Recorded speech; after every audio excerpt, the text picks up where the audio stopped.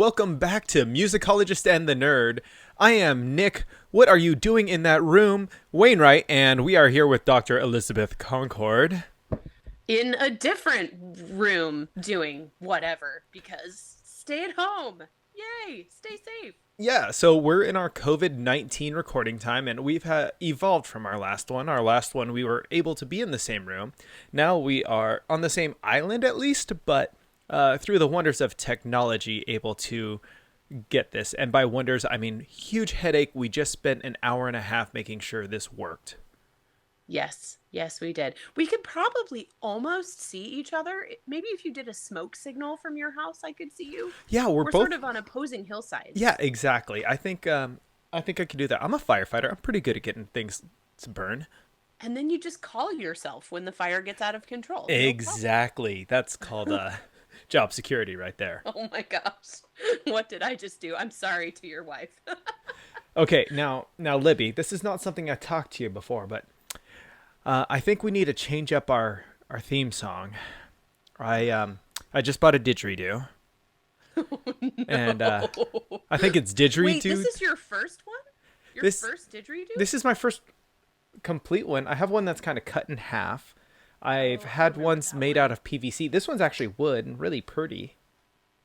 Wow. Yeah. Doing your part to stimulate the not so local economy. Yeah, That's good. Yeah. All right. Here we go. All right, here we go.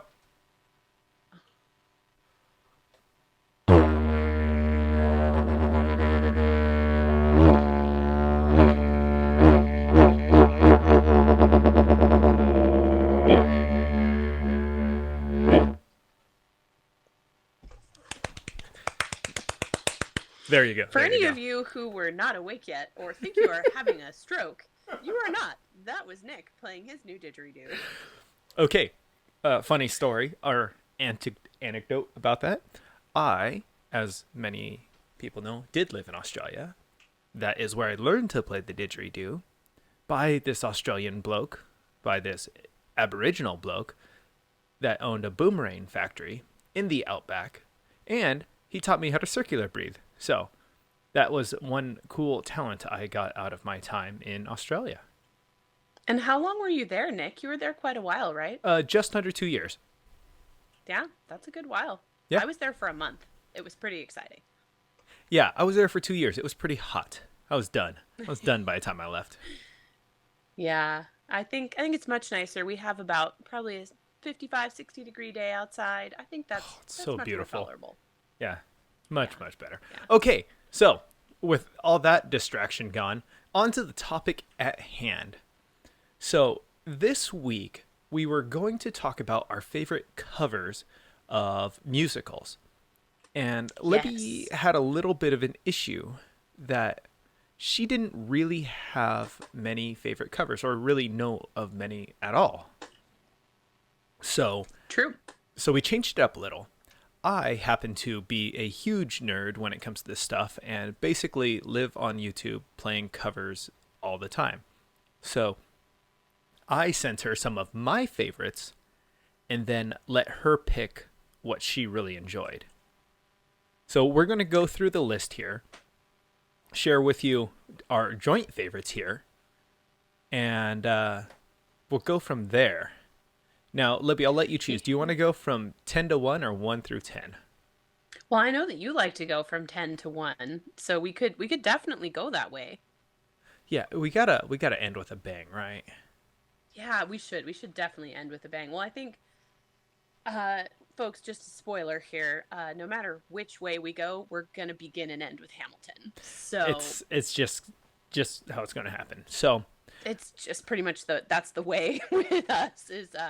Yeah, I will say I had a very fun Skype conversation with one of my friends in Edmonton, Alberta, and one of my friends in Germany, in Munich, yesterday, and they're both musicologists, doctors. And I said, "Hey, you guys should listen to our show. It's really a lot of fun, and our first season is about musicals." And they both just went, "Musicals? Ugh, no thanks. I mean, either sing or talk. Don't alternate between the two. It's just awful." Oh, music snobs at their finest. I know. And I just, I think that if I dragged them to a musical, they would totally watch it. But I said, "Oh, have you guys seen Hamilton?" And they were like, "Nah, no plans to see it." Oh, oh, my heart. So Okay. shout out to Twyla and Patricia. Yes, Yes, because and since we are critiquing these selections we've taken from YouTube, Nick sent me 50 great selections to listen to, and I have a feeling that this is just a slice of the pie. We are going to be able to play you a little bit of each one so that you get a taste, and we are going to put the playlist up in the liner notes for our show, and you can go dive down deep into the hole that is musical and Broadway hits covered by different artists on YouTube. yeah, and if you have anything that you want to agree with, disagree, anything like that, go to our Facebook page and let us have it there. That's really the best place. Yes, but please be nice. That would be great. Or not. Let's have a Up to you. conversation. Okay, so like she said, we're going to begin and end this with Hamilton. Now, one thing to know is when Hamilton was really right in its prime, they were pumping out content non-stop. Like on a weekly basis, they were putting out special musical numbers. They were performing right outside the show. They were just doing everything. So the first clip we're going to have is called First Burn. It's not in the show, but it's pretty directly related, and it's beautiful. So we're going right from the top here.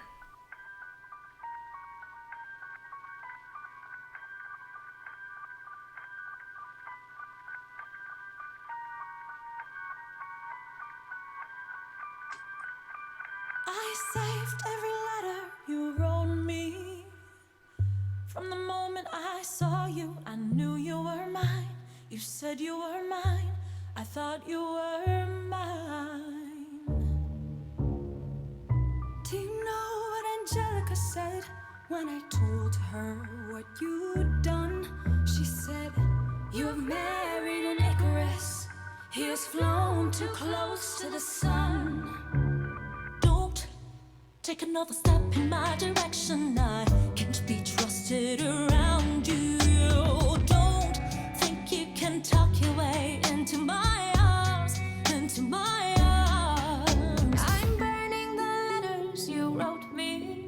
You can stand over there if you want. I don't know who you are. I have so much to learn. I'm rereading your letters and watching them burn.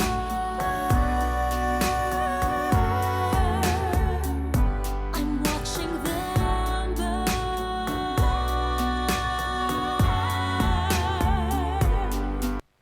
Okay, I hate stopping it. So good. So good. I know. I was so tempted to sing along, but nobody really wants that. It's exactly the same, except you really don't want me singing along, especially trying to hit that Ooh. pitch. Okay. A bass singing those notes, that could Oh be yeah. fun.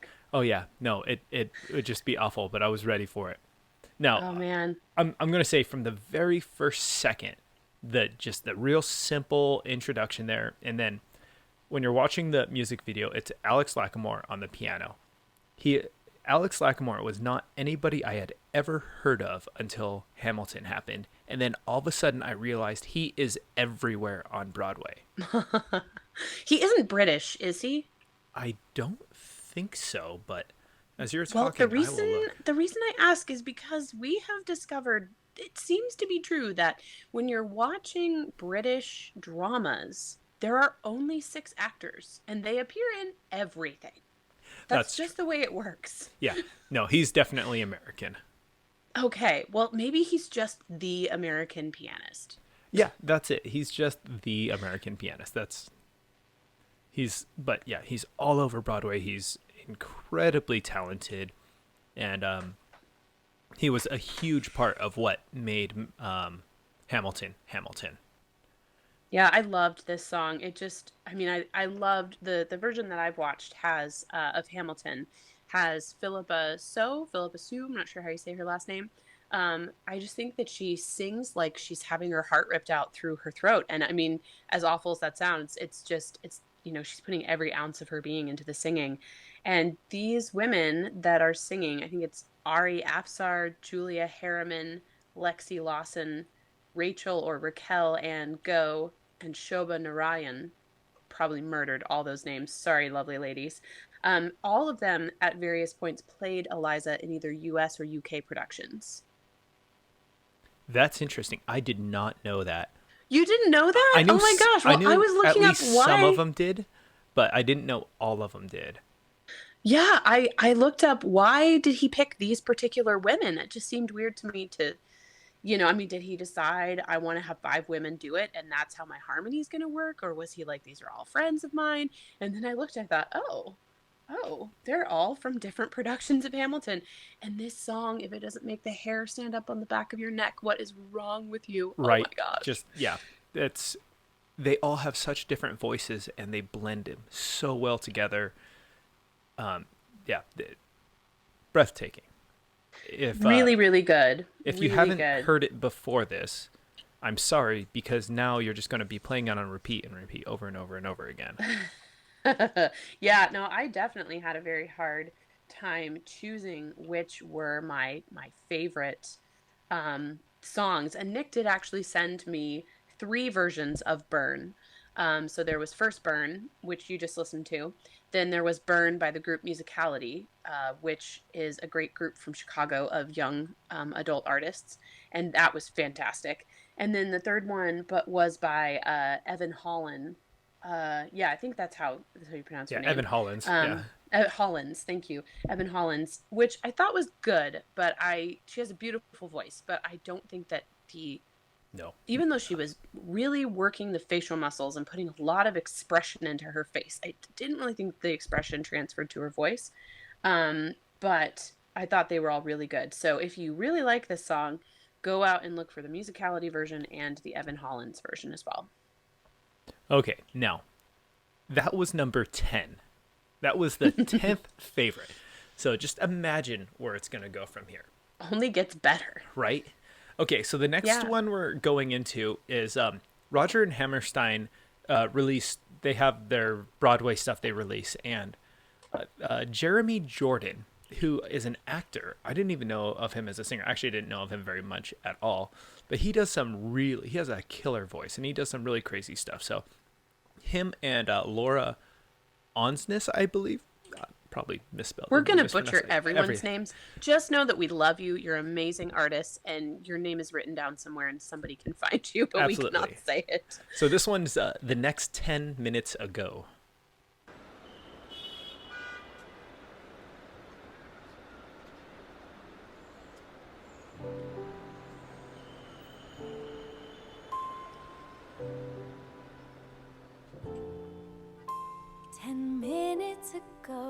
I saw you.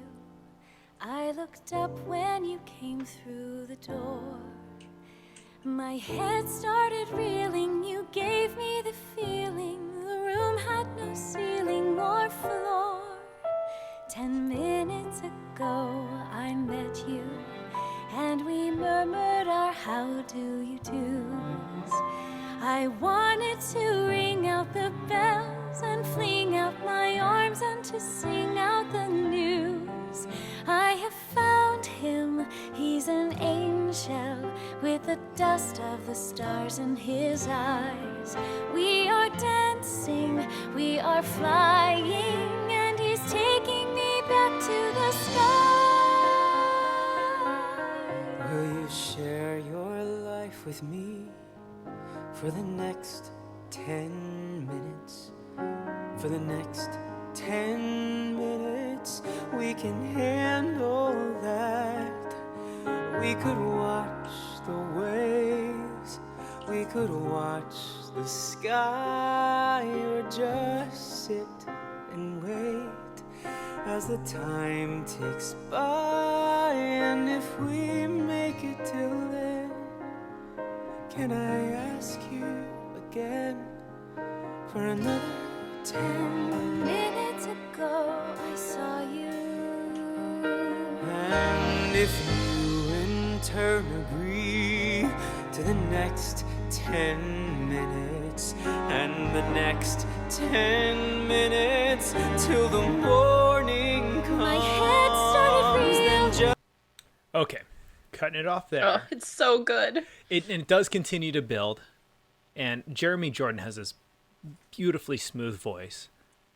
He reminds me actually a lot of Ben Platt He does, very much so. in his expansiveness. He's really got a lot of upper reach in his range, but it still is. It's not a tight sound. It's very expansive. Yes, and watching him live, he's very expressive. He's very funny.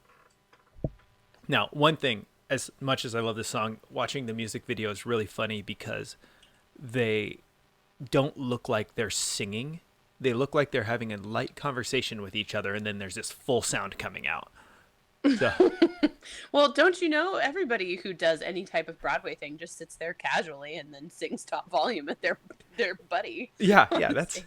that's exactly how it happens. I thought this was a really clever mashup, particularly because Cinderella is all about the before. You know, it's the finding your happily ever after, and then the last 5 years is all about how your happily ever after can go terribly, terribly wrong. And I think that that it really, from a plot standpoint anyway, it really struck me that, you know, all Cinderella is thinking about is I need to go find my prince, and sure, I can fall in love with him in 10 minutes. That's perfectly reasonable. And in a way, the people in the last 5 years, the two main characters, were thinking that too. I think they didn't really get to know each other well enough, or they didn't, you know, go on the same trajectory as they matured, and that they got caught up in the next 10 minutes, the guy main character in particular. And of course, I've forgotten both their names because even though this is one of my favorite musicals, I'm totally blanking. But yeah, it's interesting. It's the before and after intertwined. Yeah, now you got me wanting to go and at least listen to the music of the next 10 minutes. I attempted to watch it and maybe lasted 10 minutes before I'm like, yeah, no, I'm not really digging this. Well, you do spend at least I spent a good portion of watching the last 5 years because I'd listened to the soundtrack many times, but watching it going, you know, guys, you could just get divorced. Right. Yeah. It didn't really hook me from the beginning. And I don't know. I have a lot of stuff I'm doing with my time, so I'm not going to typically waste it watching bad movies. Yeah, well, if you haven't already, Nick, go and listen to the opening number for the last 5 years, which is it's called Still Hurting. And to me, that was a song that I first heard in my very early 20s, maybe late teens. And it just totally captured me. And this musical really spoke to me at that time. Like, oh, I can get how you could just be so in love with someone and need them in your life, but it's so terrible. And now that I'm 34, almost 35, I'm like, just ditch him, dude. Yeah. You don't need that kind of drama in your life, girlfriend. Yeah. Okay, so But beautiful singing. oh, absolutely.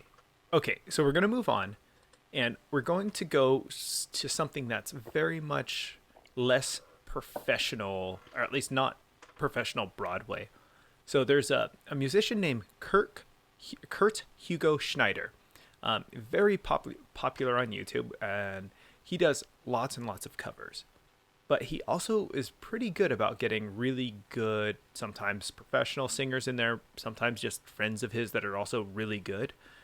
And I love his work, and particularly there's one he did with T-Pain, funny enough, that has been on my rotation lately.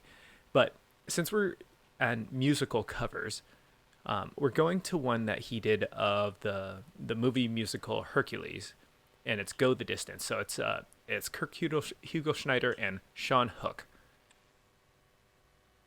I have often dreamed of a far-off place where a hero's welcome would be waiting for me, where the crowds will cheer when they see my face, and a voice keeps saying, this is where I'm meant to be. I'll be there someday. I can go the distance. I will find my way. If I can't be strong, I know every mile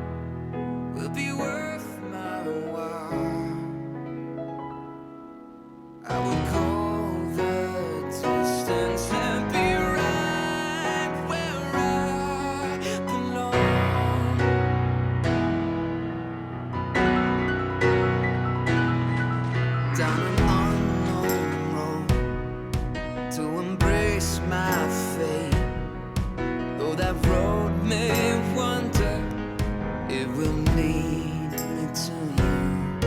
And 1,000 years would be worth the wait.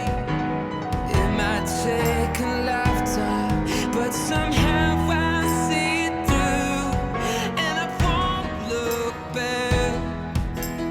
I can go the distance, and I'll stay on track. No, I won't accept defeat. It's an uphill slope, but I won't lose hope till I go the distance, and my journey is complete. Okay. And I keep having issues having to stop these, and there's of course no really good place to stop a song midway through. But Well, and it just feels so wrong to stop it midway through. Like you want to listen to the whole thing. I mean, especially just waiting for his next little piano break in there where he's gonna impress us with his dexterous fingers. I mean, ugh. Yeah, and this song is so clever in kind of subtle ways. So it's just a good cover in general. The singer, who's Sean Hook in this, he's playing a baby grand piano, very clean, nice, as you would expect, nice sounding piano. And then Hugo Schneider in here is playing this old, junky looking upright piano. And it still sounds like a piano, but it definitely has more of a ragged sound to it. And it's a subtle juxtaposition there. You know. Yes, and I love how they really they do juxtaposition is exactly the right word, where and even just with their sound, they start really sparsely and then it just fills out so much, and it's just this swelling of music and emotion, and it's just so gorgeous. Yeah, and then it's really kind of funny watching Kurt there playing this old piano with a kick drum and a tambourine on a stand, and he's just like switching between them awkwardly. He's like definitely not smooth. Usually when you see someone with a kick drum and tambourine and all that, it's like a drummer, and you hardly notice they're so smooth.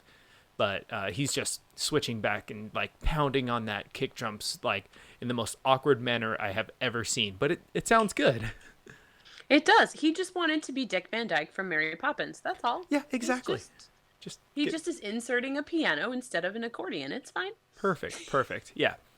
But this is just a beautiful cover with the little subtle things in there that make it just that much better. And I'm pretty sure that it's Kirk Schneider that is actually doing these arrangements, and he's just beautifully done. Big fan. Also, cool. Hercules has some great songs from it. We talked about this before, where it's one of those musicals where you kind of have 2 or 3 favorites, and you're like, oh yeah, what was that other song in there?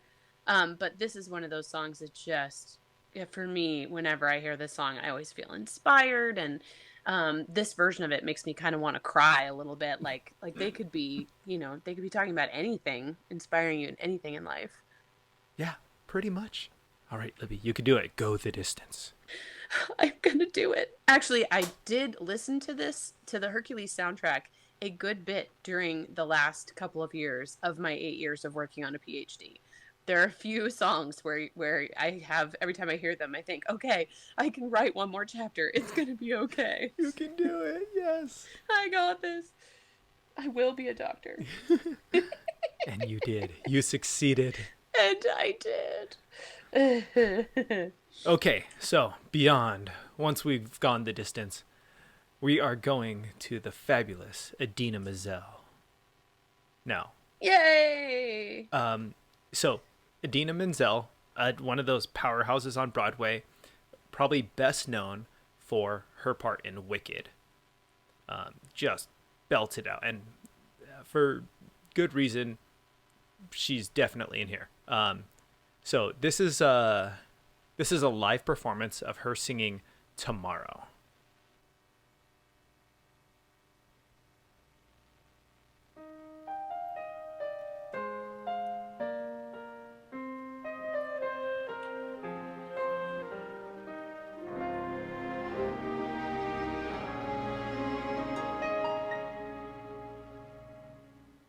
The sun will come out tomorrow. Bet your bottom dollar that tomorrow there'll be a sun. Just thinking about tomorrow clears away the cobwebs and the sorrow till there's a night when I'm stuck with a day that's gray and lonely. I just stick out my chin and grin and say, oh, the sun will come out tomorrow, so you gotta hang on till tomorrow. Come what may. I love her voice. It is amazing. So I cannot help but hear Elphaba, no matter what she's singing here. I just have. Oh, really? I have this image of a green skinned with a black hat singing Tomorrow, and it's not only her voice, it's her inflection. She sings she has a style. And She has a very particular sound. Yes, yeah, and she's powerful. She's got this really strong voice that's almost nasally but not, and it perfectly controlled. Yes, definitely perfectly controlled. I see the nasally bit. I can hear that a little bit, but she is just, I think it adds to her appeal rather than puts you off. Exactly. Yeah, most real nasally singers, you're just like, okay, I'm done with this. But she has it just perfectly controlled there, that it adds to it, like you're saying. It's this full, complete sound. Well, and it is funny because what I really got to know her in was Rent, when she was Maureen Johnson in Rent. Oh, yeah. That was my obsession. And so I loved her in that. And of course, now, since then, I've watched Frozen and Wicked. I haven't seen Wicked yet, but I've listened to it many, many times.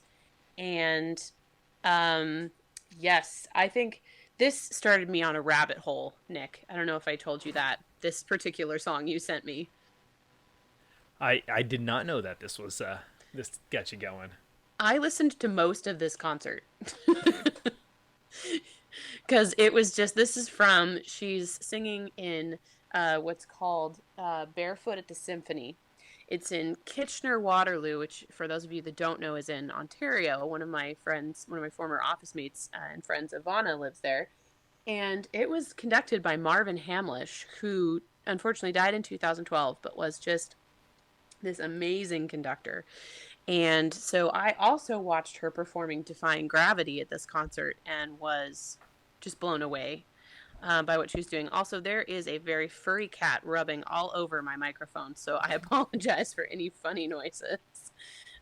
That's Pee-wee's solo, everyone. Yeah, but I highly recommend, if you get the chance, to go and watch the entire concert.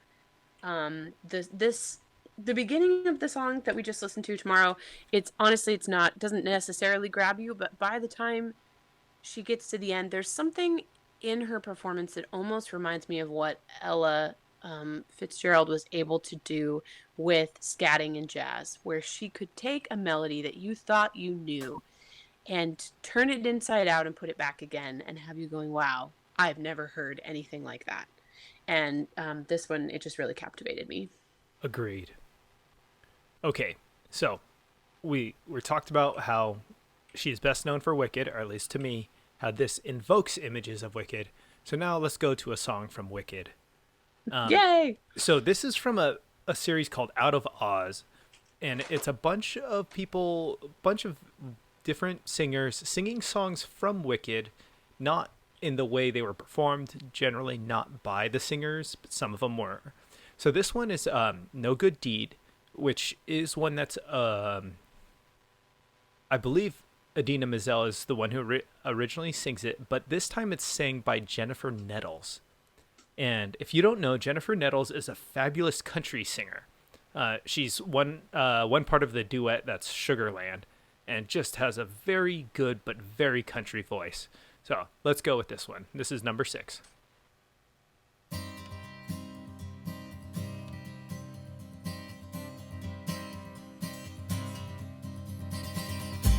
Let his flesh not be torn, let his blood leave no stain. Though they beat him, let him feel no pain.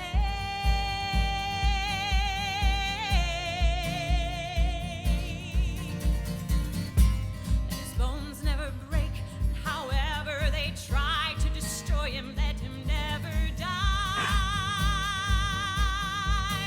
Let him never die.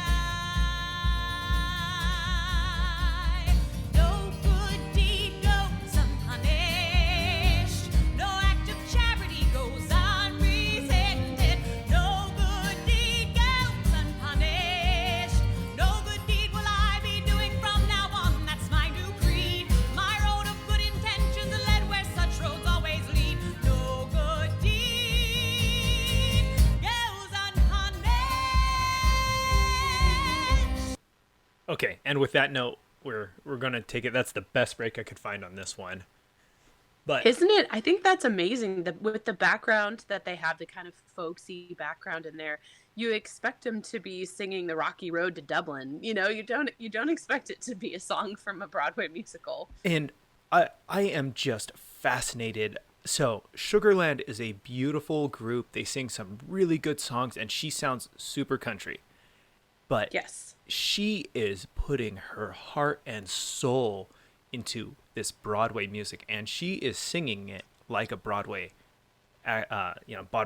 star. And Yeah. you could see it in her very emotion, in her face, in the way she's enunciating. She knows that she has to be heard from across the room, and it's amazing.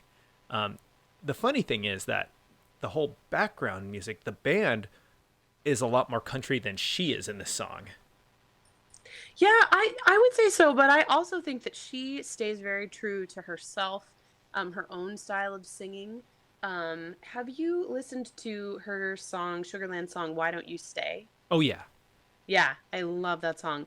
Well, in No Good Deed that we just listened to, Jennifer Nettles has a turn in her voice, which is a very folksy thing to do. It's a very, like, you'll hear it sometimes in country music, but particularly in Irish or Scottish music, you'll hear it kind of going above and then to and then below the note and back to it. Nice little turn. And it's hard to accomplish well, takes some practice. There are some people who are just annoyingly sort of good at it without even seeming to try. But she definitely has that piece in there. And I see a lot of parallels between her particular style of country music, which is so open and emotional and not just kind of the standard, I got in my truck and I went downtown and I found me a girl and had a drink kind of thing, but just, the more poppy country music, but really I have my roots in Appalachia kind of country music. And she is so of that tradition. Yeah, and first of all, I'm a big country fan. So I think there's a big stereotype in country music. For the most part, I think there's way more like love songs and broken heart songs than there are of She Stole My Truck and all that, at least now. But Yeah. that being said, you're absolutely right. She just absolutely gives soul to all that, and she really does translate well here. She does. Yeah. And it took me aback a little bit because it came up and I knew who Sugarland was. I love Sugarland. But I didn't know the names of either of the performers. And I think actually at one point they were a trio. I didn't know any of their names. And so I was looking at her, I was thinking, boy, she looks really familiar. And that voice, it really sounds like the lead singer from Sugarland. And I looked her up and was like, oh my gosh, it is. That's awesome. Okay, so now we're going to move on. And when I saw this on the list, I laughed. I sent it to Libby as a lark. I love so it. Good. I think it's hilarious. It's not a cover. It's a parody, and It still counts. but it's so dang funny. So if you've ever heard of Todrick Hall, he does hilarious songs. He does very serious songs as well. He's a great singer, His latest album's actually called Somewhere Out of Oz, I think. Great song. All kind of have But it's somewhere out of Oz, as in like Yeah. AHHHHS. Yeah. So, okay. So here is one, definitely a lighter one, called Beauty and the Beat Boots by Todrick Hall.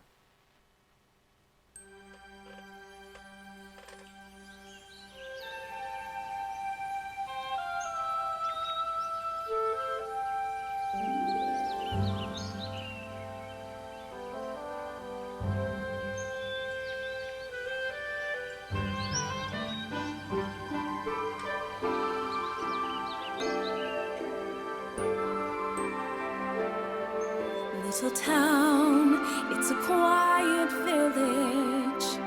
Every day, like the one before. Little town full of village people, waking up to say, Yes, God. Work, bitch. Yes, twirl. The house down. there go the go-go's with the cakes like always. The same old thirsty clientele. Every morning just the same, since the morning that we came to this Brokeback Mountain town. Good morning, Belle. Morning, Boo. Where are you sashaying off to? The bookshop. I just finished the most wonderful Pride Festival with glitter and ribbons. That's nice. Pit crew, grab my wings. Hurry up. She's serving us house on the prairie, realness. That Pollyanna ponytail. What a crusty shade of blue. And that apron is just Ill, but she really is a basic queen, Miss Belle. Nuh-uh, Miss Thing, girl by Felicia. No tea, No shade, girl boom, girl bop, wop. I need 6 wigs. Just get extensions. There must be more than just go get your life. Okay. It's so funny and it's so well done. Not laughing that whole time is just not easy. It takes watching it a few times in a row to be like, oh yes, I just love this. Yes. So if you can't tell, so Todrick Hall is gay. He's African American, and this video very much has the. It's basically almost everyone in there is a drag queen, and I'm not saying transgender. They are drag queens. It is like full makeup. They're ridiculous in every little bit of way, and they're overdoing every They're stereotype. fabulous in every single way. It is so funny. And it's not that the music's particularly amazing. It's it's good. It's fine. The singers are definitely not amazing. They are funny, and I love it. So I love that Gaston is a big burly lesbian woman who's trying to woo Belle, and that she has her 3 less burly silly girls following her around, just, oohing and awing over her, and that she tries to woo Belle by taking her to her storage unit, and then they're going to go to Home Depot, which is just so funny. I think that you can really see the influence of Todrick Hall's time with RuPaul's Drag Race in here.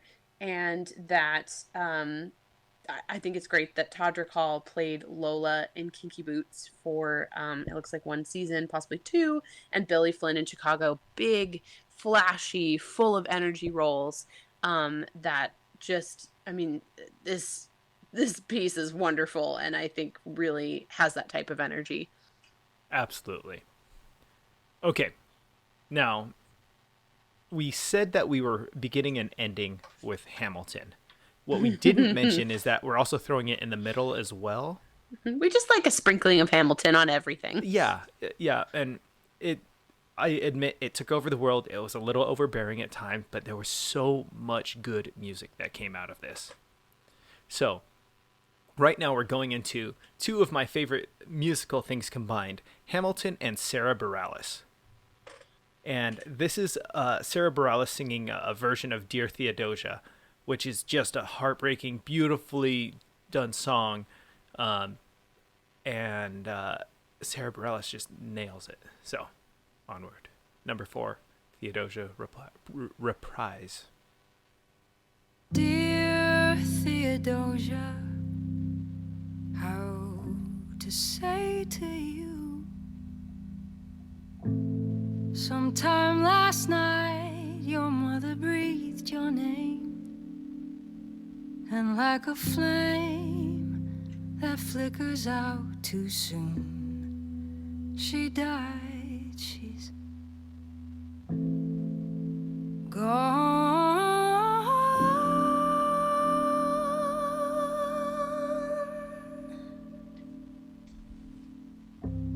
She dedicated every day to you. She changed my life. She made my life worthwhile. And when you smile, I know a part of her lives on. I know I can't go on. You have come of age with our young nation. We bleed and fight for you. Sometimes it seems that's all we do. But you and I will build a strong foundation, and I'll be here for you. The way is clear for you to blow us all away. Okay. Now, if that doesn't tear your heart out, I don't know what will. I love that. I love that Lin-Manuel Miranda and other various artists released things that didn't make it into the musical. Mm-hmm. I think that's really great. First Burn is a great example of that, as is Dear Theodosia.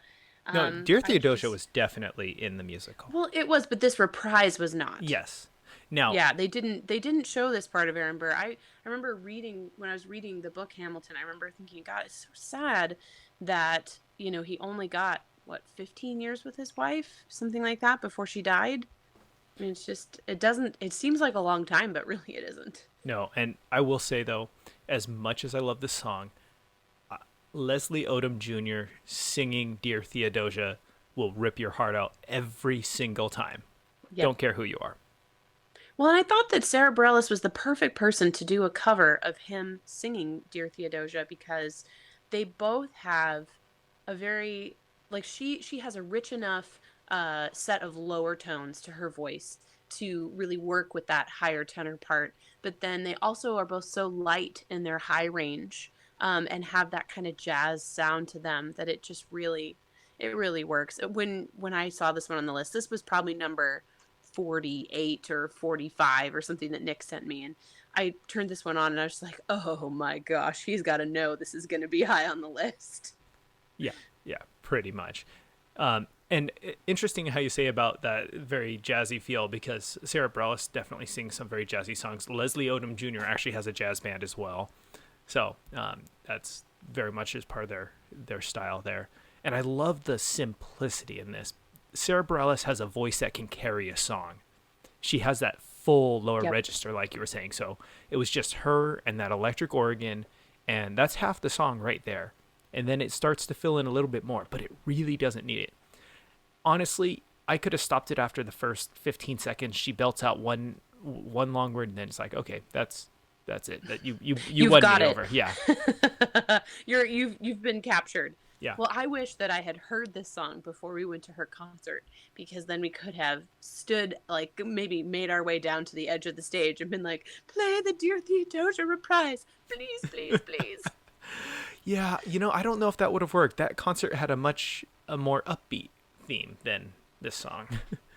Well, and how many of those people are, I don't know if Hamilton heads is the right way to say it. Rent heads is what they used to say, but how many of those people are huge Hamilton fans? I don't know. But... Yeah, I don't know. Music geeks, you never know. Okay, so we're going to continue on with number 3.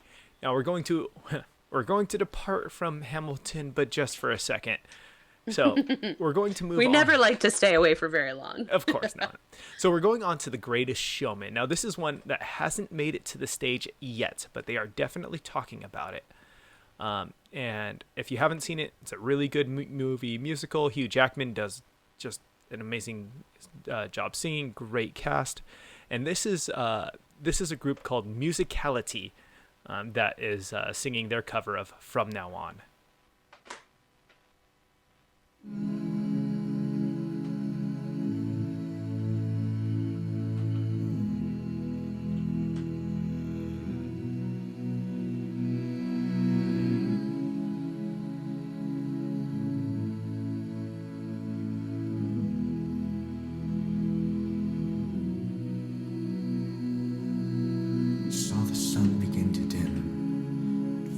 that winter wind blow cold,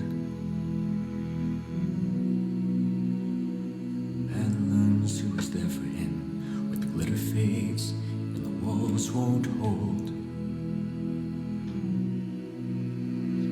'Cause from that rubble, what remains can only be what's true.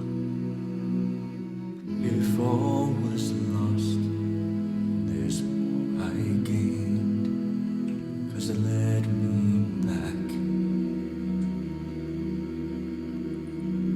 to you.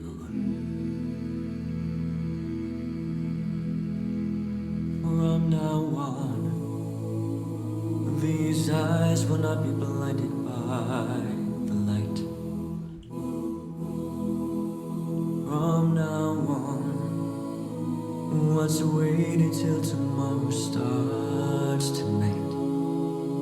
Tonight, let this promise in me start like an anthem in my heart.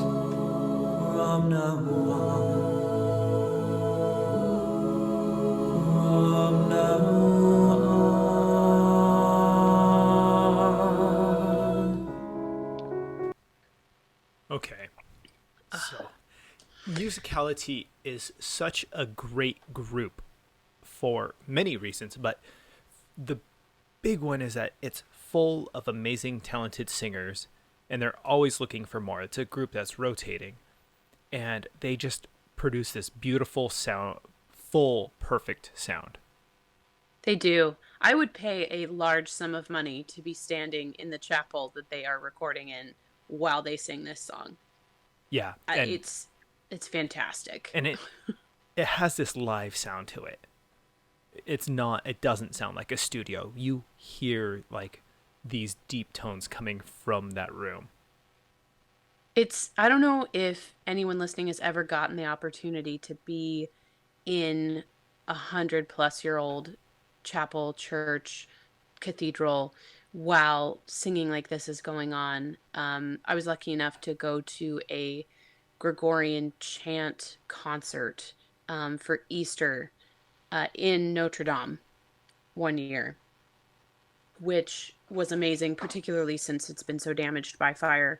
I think there will be concerts there again soon, but it was like this where the waves of sound just wash over you, and I can imagine being somebody coming to the service, when that was the new cathedral, and just being overwhelmed. You don't have any electronic music. This is the only music you hear, perhaps except for what your mother sings to you at night or what you sing in the fields, and it would just have been overwhelming. And I think that this really captures it. Their harmonies are so tight. The space is so round and lovely with the sound. It just hugs it and holds it. It's beautiful. Agreed. If you do ever get the chance, Nick, to go to Paris and to hear something performed in Notre Dame once it is back up and running, and I have not checked in a while, so I don't know what the status is on that building, but it is stunning. It is amazing. I would rate that as probably one of the top experiences of my life. And and anyone who can, if you have particularly a small stone chapel near you, pick your favorite song, and no matter how poorly you sing, go in that chapel and sing, and you will sound so much better and just wallow in the beauty of that sound. Okay, it's on my list for the next time I go to Paris. Yeah, when you pop over there for a casual visit. Yeah, yeah. Okay, so I had said that we have gone away from Hamilton, and we are back. So, yay! We are now. This isn't a straight out of Hamilton song. This is came from an album called the Hamilton Mixtape, and this album was a lot of songs that were inspired by Hamilton, that use lines, use lyrics, use some singers from Hamilton, but just expand on the theme. And this particular song is incredibly different from the one we just listened. The last song was a cappella. It was beautiful in simplicity. It was in this old chapel. This next one, it's about as opposite as it can get. So this is Wrote My Way Out from the Hamilton mixtape.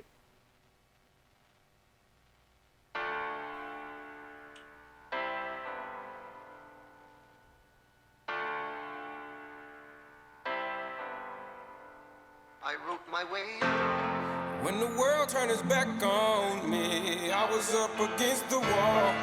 I had no foundation, no friends or no family to catch my fall.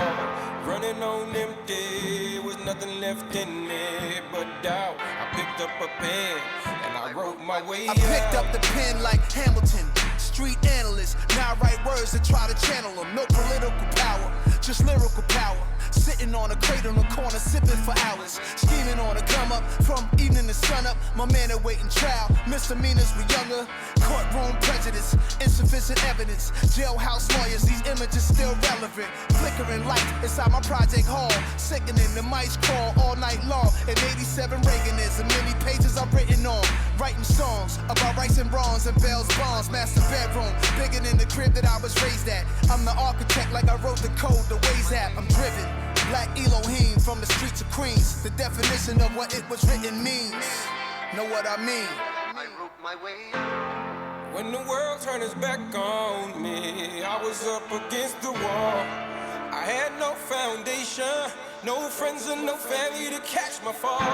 Running on empty, there was nothing left in me but doubt. I picked up a pen and I wrote my way out. I really wrote my way up out of 6E. Developed relationships with fiends, I know they miss me. Before the Metro cars, it was tokens, I did the 10 speed. Never had wrote a rhyme in my life. What was a 16? At 16, arrested in housing, trip to the mountains. Came right back, trapping off couches, watching for mouses. Only tools we was posed with. Had his spot smoke lit, the haters just confusion. Pay attention how them jokes switch. Theodora was my favorite, the Mark Buchanan's mama couldn't afford them. I learned everything on the border, that's a big 8.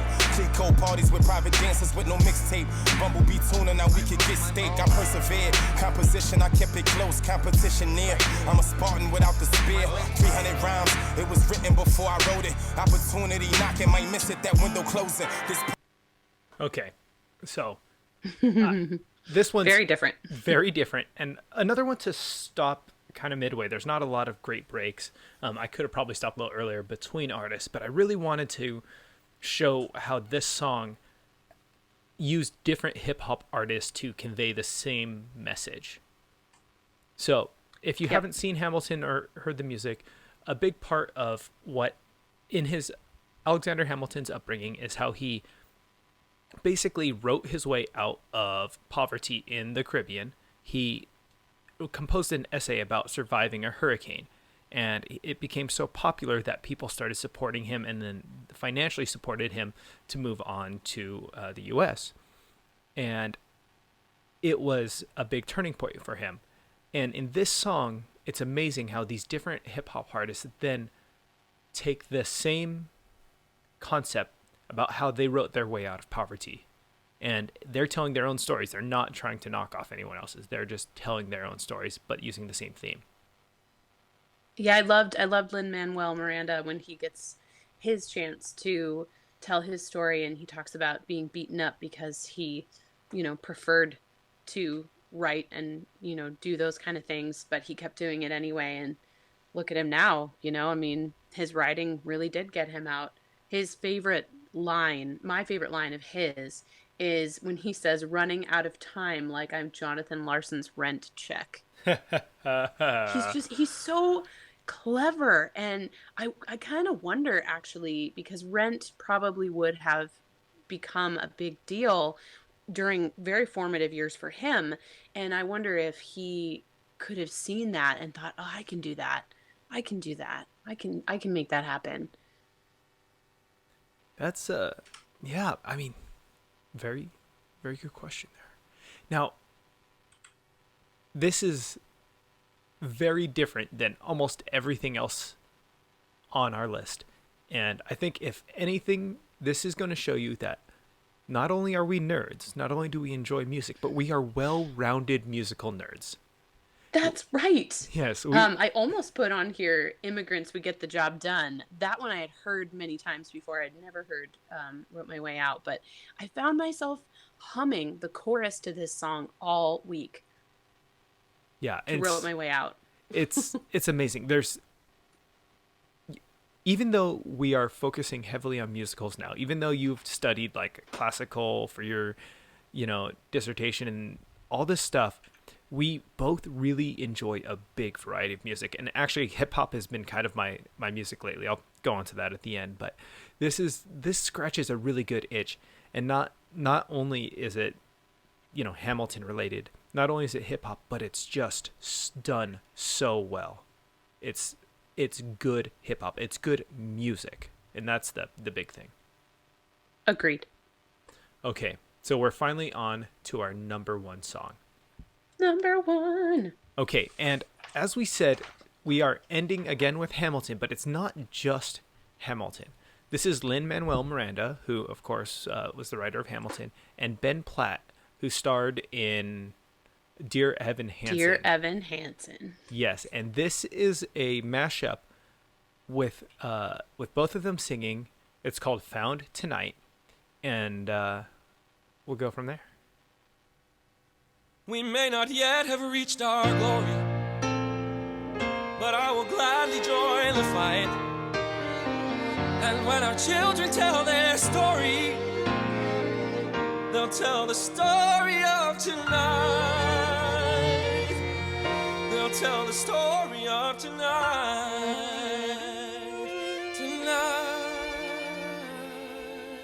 Have you ever felt like nobody was there? Have you ever felt forgotten in the middle of nowhere? Have you ever felt like you could disappear? Like you could fall and no one would hear? Well, let that lonely feeling wash away. All we see is light. 'Cause maybe there's a reason to believe you'll be okay. Perhaps when you don't feel strong enough to stand, you can reach out your hand and hold. Raise a glass to freedom, something they can never take away. No matter what they tell you, someone will come running to take you home. Raise a glass to all of us. Tomorrow there'll be more of us, telling the story of tonight. Of the shadows, the morning is breaking, and all is new. It's only a matter of time.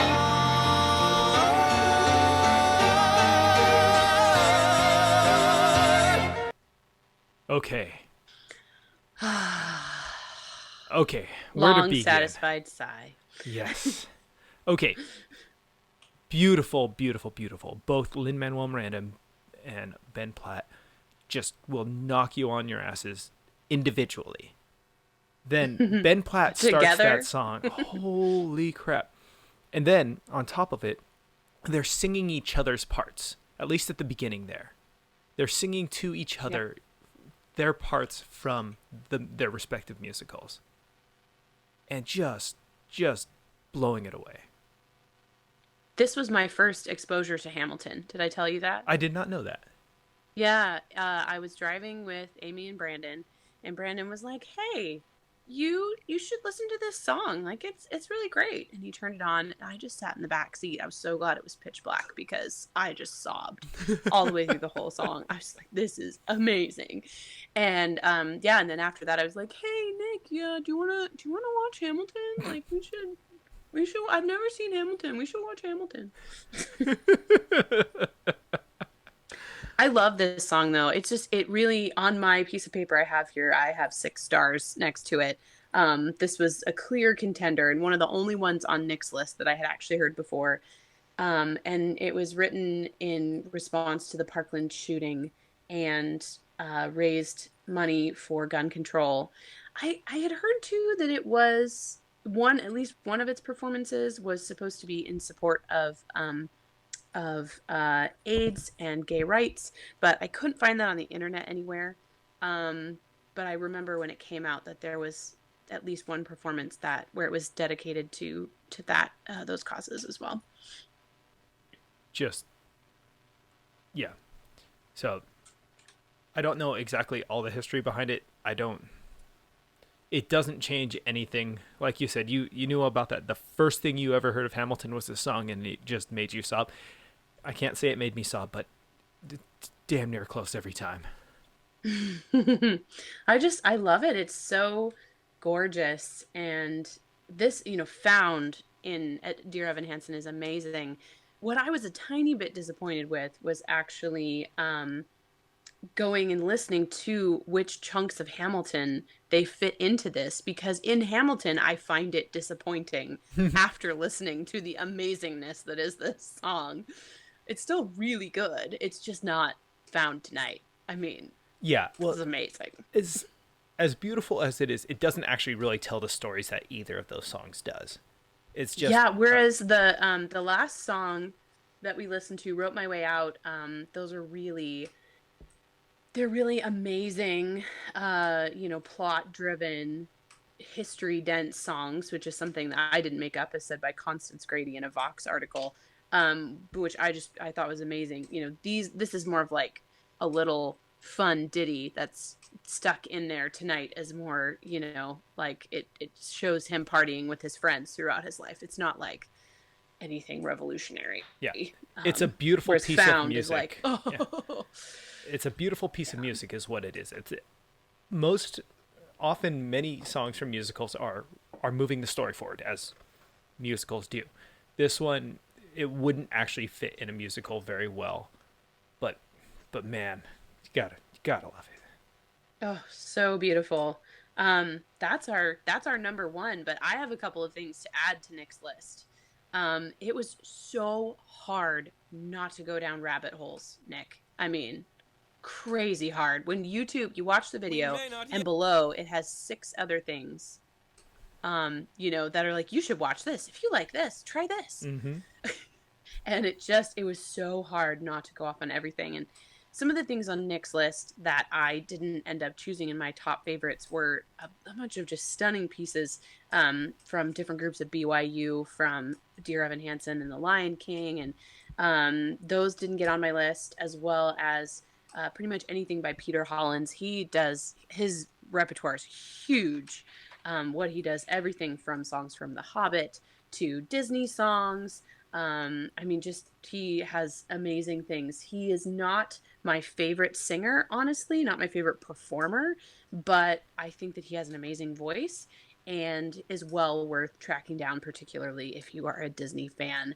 And Nick, I added something to this list that may give you pause. Okay, let me go through.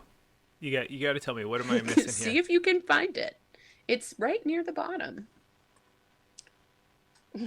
He's looking. Searching. Probably going to be a little bit above the bottom. But in my notes here, so Nick sent me a Josh Groban song, because Josh Groban and Kelly Clarkson did some music from Phantom of the Opera, which, if you've listened to our previous episodes, is one of Nick's absolute favorites. And in my notes, I put, really, Nick? Josh Groban? Okay.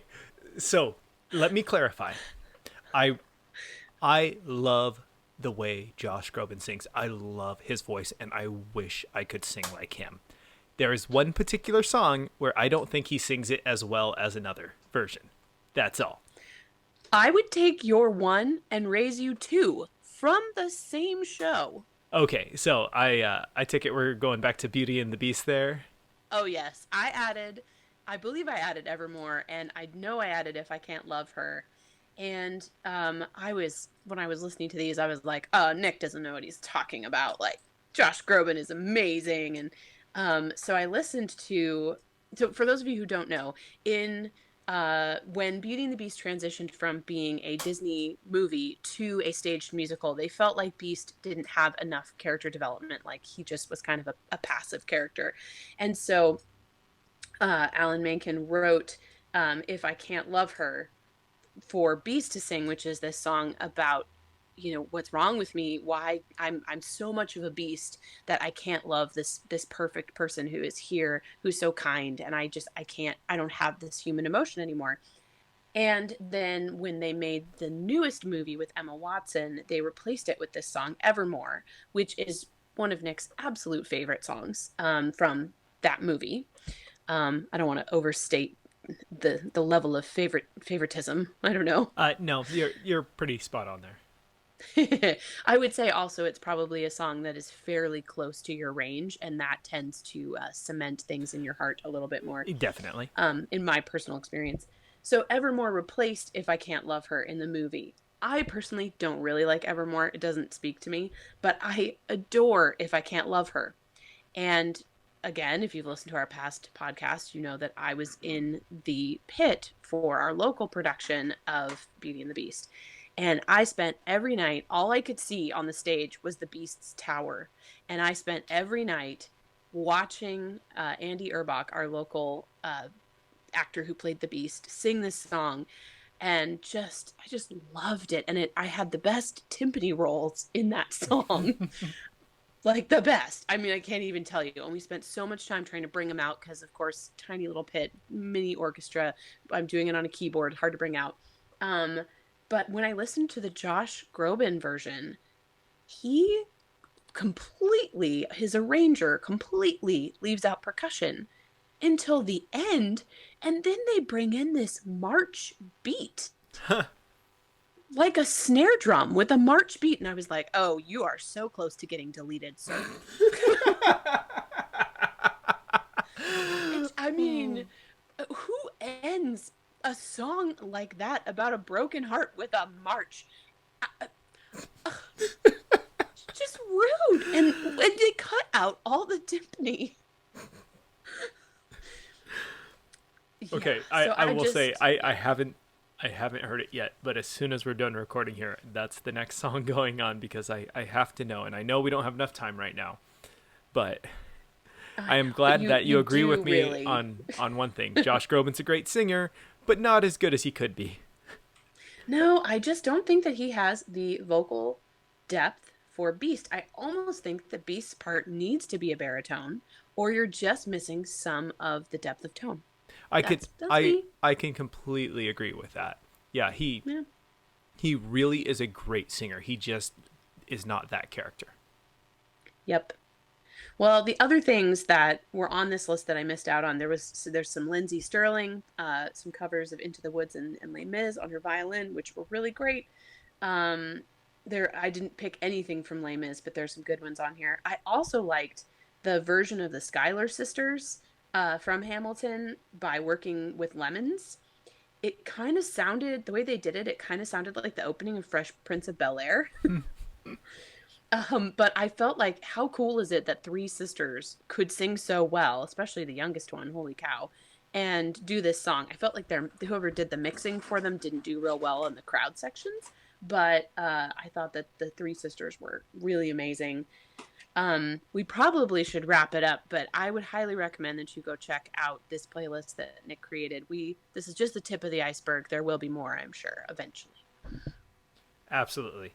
So we're going to wrap this episode up, but before we do, we're just going to do what we've done a couple times. And what have you been listening to this week, Libby? Well, a lot of it was this playlist, because I'm telling you, 50 songs, it takes quite a while to get through them, especially if you want to listen to them 2 or 3 times.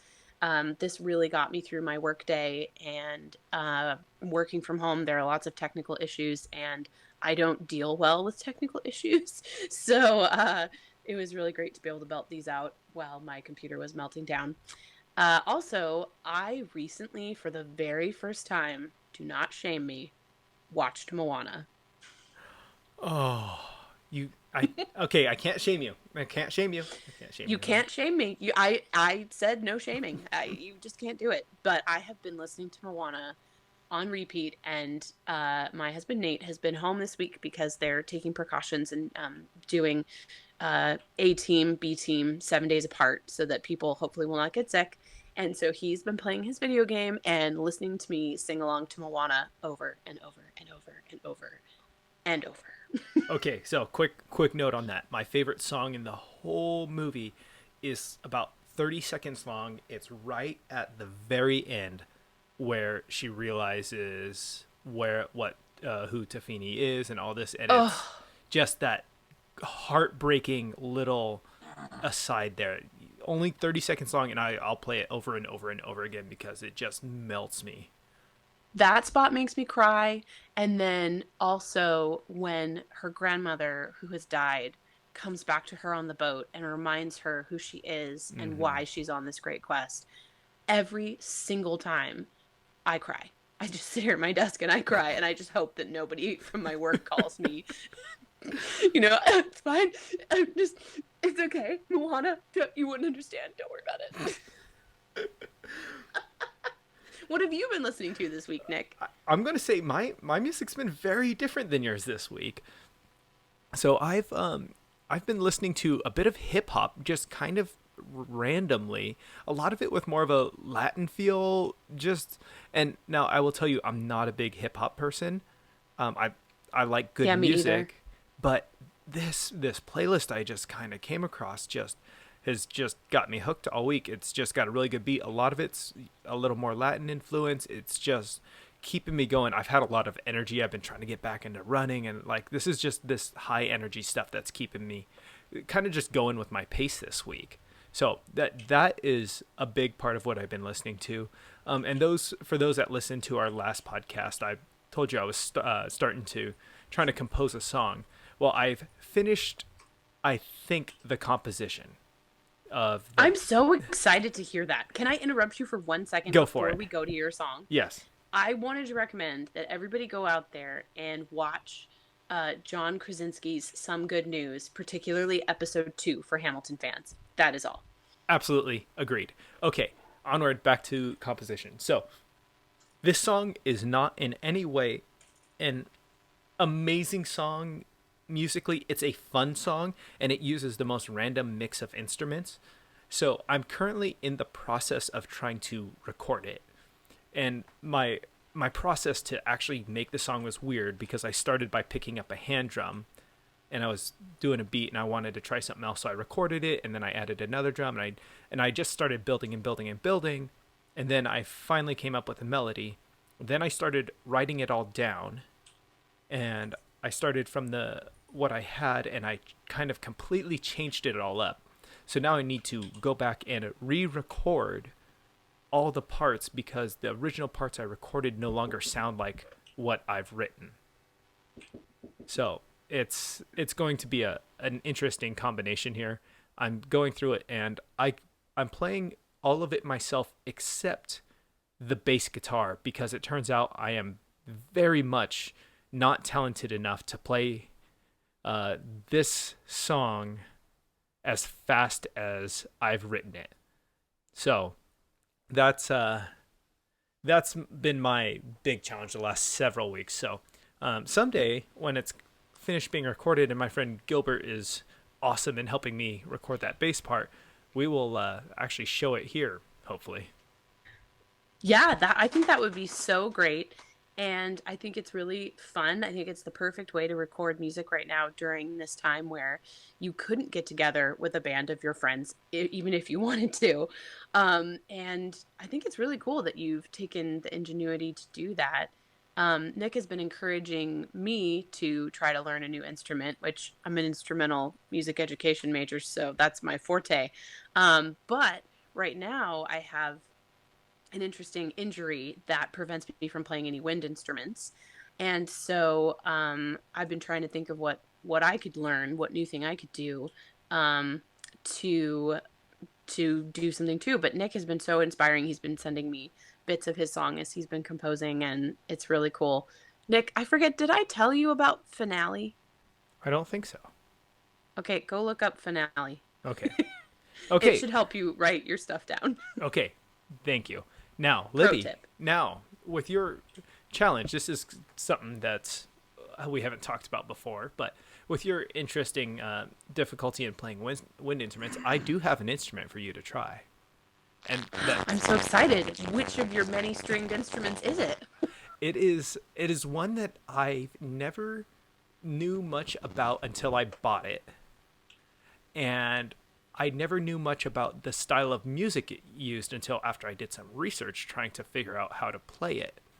And that's the tenor banjo. Ooh. Yeah. Now, Really talented enough to play the banjo? I feel like you have to have really dexterous fingers to play the banjo and the world's smallest hands, and I don't know. okay, so first of all, you sound really, really bad, but I'm going to excuse that because we're coming over really awful internet connection right now, and I'm hoping you can still hear me. I can. Okay, so the tenor banjo is completely different than the standard 5-string banjo that you're used to hearing. You don't play it in rolls. You don't pick it the same way. You play it with a flat pick, and it's instrumental in Irish music. And Okay. and I think right there, that's what makes you a prime candidate, is that it's something that's used with Irish music. And although I've never seen you play anything that's Irish, I feel like that's something you would do. I have quite a few penny whistles. Perfect. So next time I see you, I'm going to hand you my my tenor banjo. I have absolutely no supporting documentation, music, or anything for it, and then I'm going to let you go at it. Okay, I like that. I think that's a great idea. Okay, excellent. And with that, I think we're going to wrap up our show. I don't even know what we're going to talk about next time, so we'll just leave it there. Yeah, we're just hoping the world's still here the next time we get together. So far, so good. And yeah, we'll just keep bringing you fun content. Go nuts on YouTube. Listen to all the stuff. You'll have a great time. Okay, excellent. And like I said, any comments, just go to our YouTube page and let us know. Thanks for listening. Bye.